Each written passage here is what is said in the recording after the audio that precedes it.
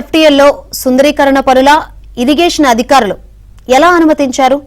ప్రభుత్వ విభాగాలే ఇలా నిర్మాణాలు చేపడతాయా అని హైడ్రా కమిషనర్ రంగనాథ్ విస్మయం వ్యక్తం చేశారు. మీర్పేట్ కార్పొరేషన్ పరిధిలోని మంత్రాల చెరువు, పెద్ద చెరువు, జిల్లేలగూడలో ఉన్న చంద చెరువును బుధవారం ఆయన సందర్శించారు.